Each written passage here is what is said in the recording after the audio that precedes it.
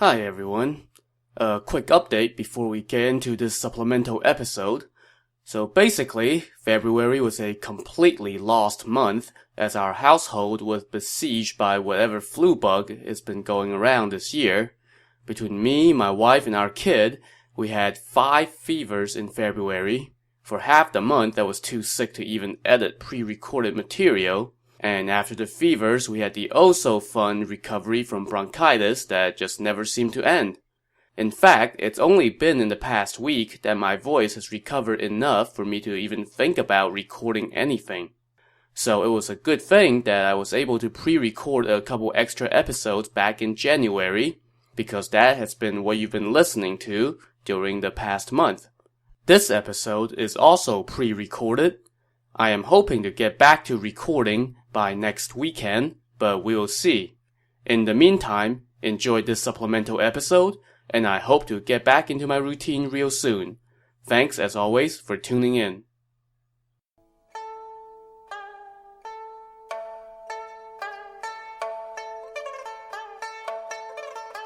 Welcome to the Romance of the Three Kingdoms podcast. This is a supplemental episode.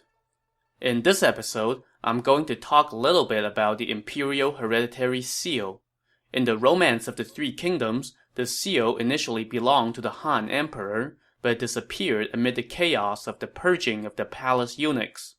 Sun Jian later discovered it in the ruins of the former capital Luoyang, and it brought him nothing but trouble and indirectly led to his death. His son Sun Ce then gave the seal to Yuan Shu as collateral to borrow troops to conquer a slice of the empire. With the seal in hand, Yuan Shu dreamed imperial dreams and declared himself emperor, and nothing went right for him after that, and he ended up defeated, disgraced, and dead. But the novel is not the only or first place where the seal is mentioned. There is, in fact, a long history of legends and stories surrounding the seal, and I want to cover some of those in this episode. And as you will see, this thing has kind of been nothing but trouble to its owners. So the seal was made from a piece of jade that was said to be of uncommon quality. The earliest mention of this jade comes from a text of legalist philosophy titled Han Fei Zi, named after the man to whom the principles in the text are attributed. The book was compiled toward the end of the Warring States period, so sometime in the 200s BC. The book includes a story set in the mid-700s BC that goes something like this. During the spring and autumn period, which is the historical era directly preceding the Warring States period, there was a man named Bian He who lived in the kingdom of Chu. One day, Bian He was on Mount Jing when he saw a phoenix land on a stone, and he became convinced that inside the stone was a precious piece of jade. Being a loyal subject of Chu, Bian He's first thought was that he should offer this rare treasure to the king. So he brought the stone to the king and told him that there is a piece of precious jade inside this ordinary-looking rock. The king gave the stone to the palace craftsman who specialized in jade, but the guy took one look at it and said, "This is just a rock." Unfortunately for Bian He, this king was the cruel, ill-tempered type. When he heard what his craftsman had said, he decided that Bian He was trying to play him, so as punishment, he ordered his men to chop off Bian He's left foot and sent him on his way. Years later, this king died, and his brother ascended to the throne. With a new king at the helm, Bian He, ever the loyal subject, decided to offer the stone again, still convinced that it contained jade. Once again, the new king asked the palace craftsman to take a look, and the craftsman once again said, "This is just a rock." Well, unfortunately for Bian He, the new king was much like the old king when it came to dealing with people who offer him fake gems, so he ordered his guards to chop off Bian He's right foot and sent him on his way. This new king reigned for 50 years. When he died, his son ascended to the throne. Bian He, who was still alive, did not try to offer the stone to the new king this time. Instead, he clutched the stone in his bosom and cried at the foot of Mount Jing for 3 days and 3 nights.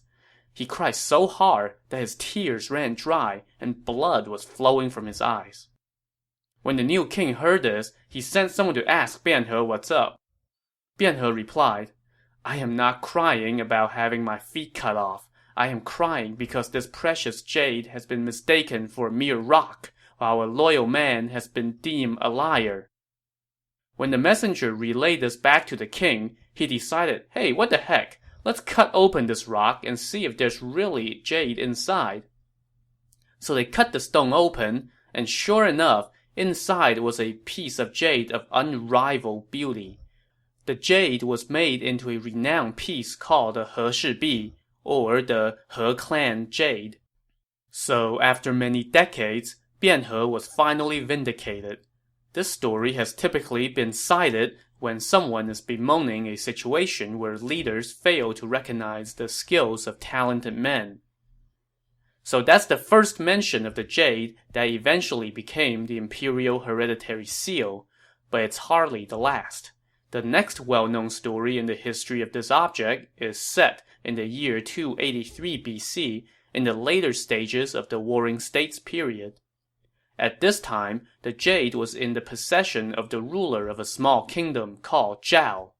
However, the king of Qin, which was one of the big kids on the block, heard that the king of Zhao had this treasure, so he sent an envoy to Zhao and offered to exchange 15 cities for the jade. This offer presented the king of Zhao with a dilemma. If he refuses the offer, it could offend the king of Qin and possibly even lead to war against a much stronger rival. But if he agrees, there was no guarantee that the king of Qin would pay up once the jade has been delivered, and to merely acquiesce could be interpreted as a sign of weakness, which could tempt the king of Qin to try to conquer the kingdom of Zhao. So what to do?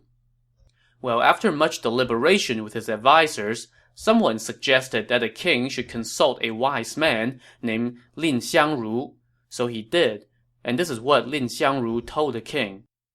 Qin is strong, Zhao is weak. Refusal is not an option. But if Qin refuses to give us the cities after they have received the jade, what can we do? The king asked. Qin has offered 15 cities for this piece of jade. It is a fair price, Lin Xiangru replied. If you refuse, then the fault would lie with you. If you send the jade to Qin and they do not offer the deal, then the fault would lie with them instead. You should accept the offer and put the onus back on Qin. Well, in that case, I would like for you to deliver the jade to Qin, the king said. But what will you do if they do not live up to their promise? If they give us the cities, then I will leave the jade with them, Lin Xiangru said. But if they do not, then I promise to bring the jade back here unscathed. So the king of Zhao sent Lin Xiangru on his way to Qin. When he arrived in the capital of Qin, the king of Qin received him, and Lin Xiangru offered up the jade. The king of Qin examined it and was delighted. He then passed the treasure around to his concubines and his officials so that everyone could have a look, and they were all equally impressed and congratulated their lord on his new acquisition.